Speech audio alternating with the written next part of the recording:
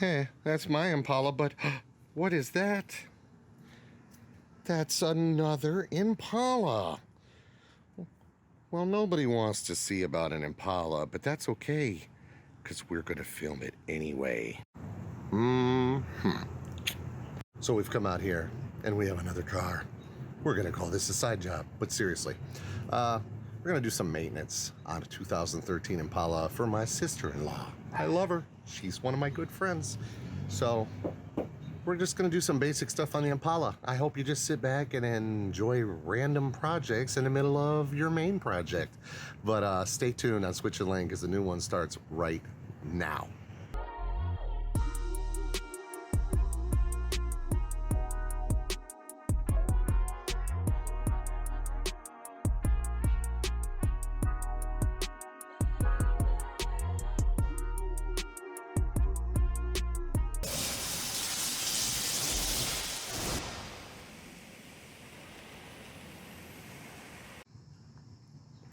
Okay, for the first part of this, she had a little bit of damage we weren't aware of, okay?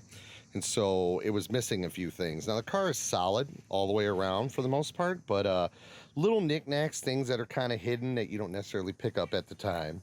So this light was not fully secured in, so we went ahead and put the bolt in the right spot.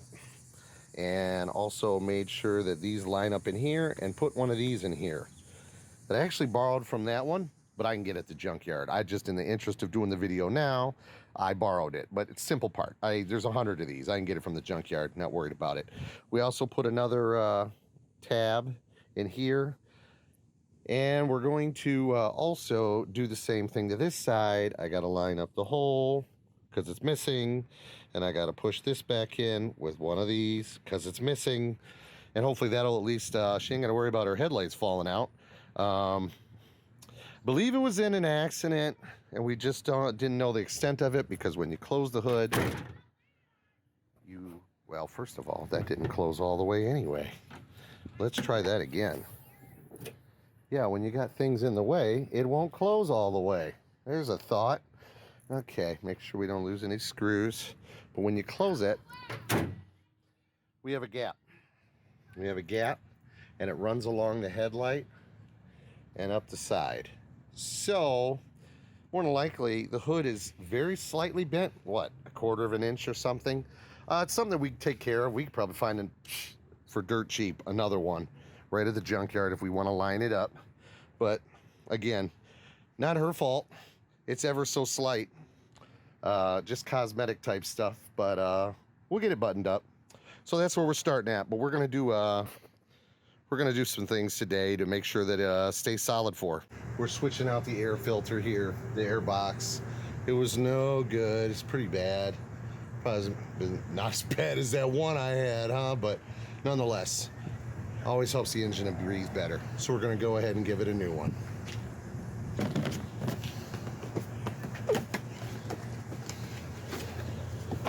Oh, it's nice. Oh, that's different. Okay.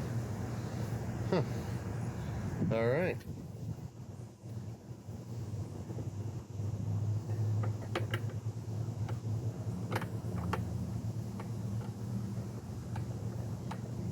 These clips get a little old here. Voila. Fits right in. Yay. All right, I think I gotta pop that back out. We'll get it put together. You get the gist of it. All right, so here we are. Basic brakes. We're just gonna change the pads. No, this is not a fancy caliper, but previous owner must have painted it red. Whatever, that's fine. We're gonna go ahead. 12 millimeter bolts on the back here. One down here, one down there. We'll allow this to fold open in case you're not familiar. And once we do that, we're gonna put the pads in. As you can see, we popped the bolt out. We didn't even pull the bottom bolt out. We just let it tip forward a little bit, and had a little hiccup. Had the wrong pads from the place, but we got the right ones now, so we're good. I think they inverted a number or something, but whatever the case may be. So we got new hardware. Let's make sure we put that on. See, brand new. And first, this shows you that this one is old because they painted it right with the caliper. Look at that. You got red hardware. That's nice. No bueno. All right. So we're gonna put a new one on. Upside down. Oh no. Duh. Okay. Get that into place. There we go. New hardware.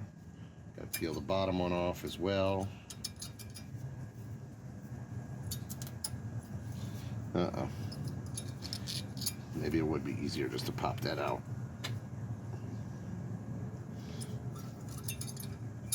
Or not. Just lift right there. There we go. Oh yeah, brake dust, rust, all that good jazz. New one.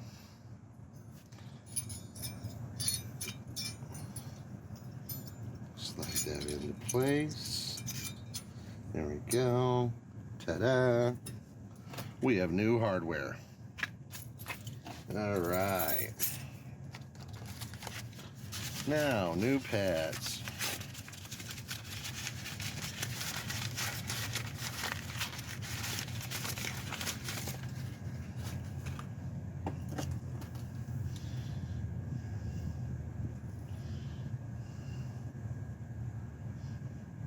Okay.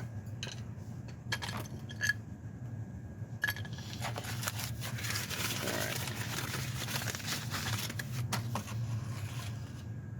right. We put that. That's funny. Unwrap the same one twice. And we need. There we go. All right. We can set this one.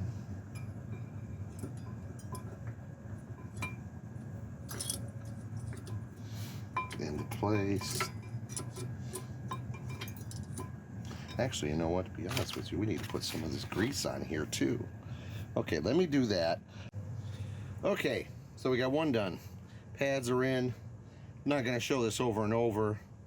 I think I'm just going to show the finished of each one, and I'll say which one it was, and we'll just rush on through, and it makes it easier. So, driver's side, front, done.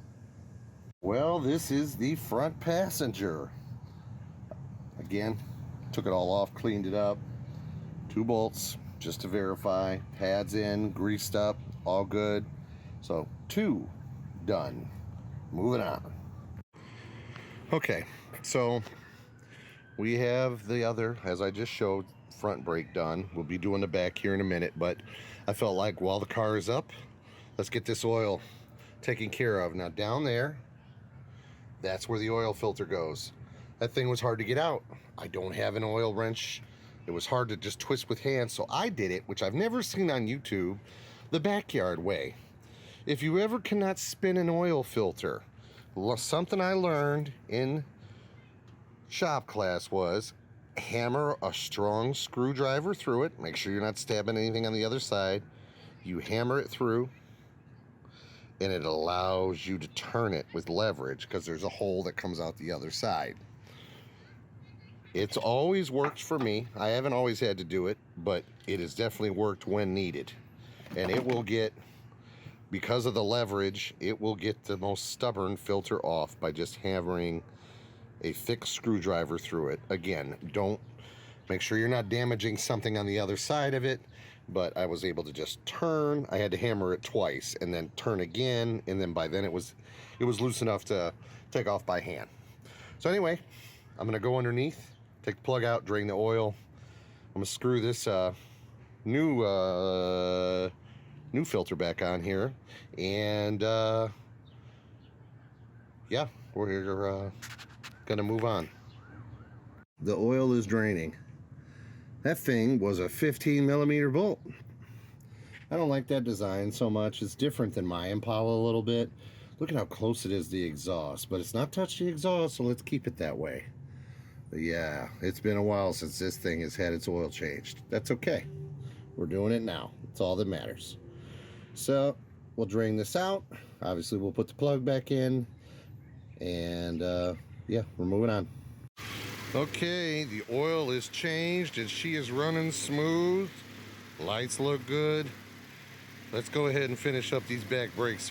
Okay guys, it's been a long day. The lights back there of the car, it's running. The brakes have been done, front and back. It was an oil change. Air filter was done. Fluids filled, power steering, brake fluid, all of the good stuff. It just was time consuming, ran into some hiccups. Thank God on the Expedition brakes when I did them previously, I found out about the screw-in pistons on the calipers because this Impala has the screw-in piston. Now, our Impala here don't have the screw-in pistons on the calipers on the back. This one did, so I'm glad I had that experience to know what to do. But I'm gonna go ahead and take it back to my sister-in-law. Okay, so we have come to finish this all off. This is a few days later because I finished late at night, and I just wanted to finish the video off with the sister-in-law and show you that everything is good to go. She has no problems with the car now. Everything is great, and she even added a couple things that I suggested since then. So here we are. This is my sister-in-law. Hello. Hey, she don't really want to be in the frame, but that's okay. All right, so she put new tires on, yay, all the way around. She got a new battery. That was good on her part.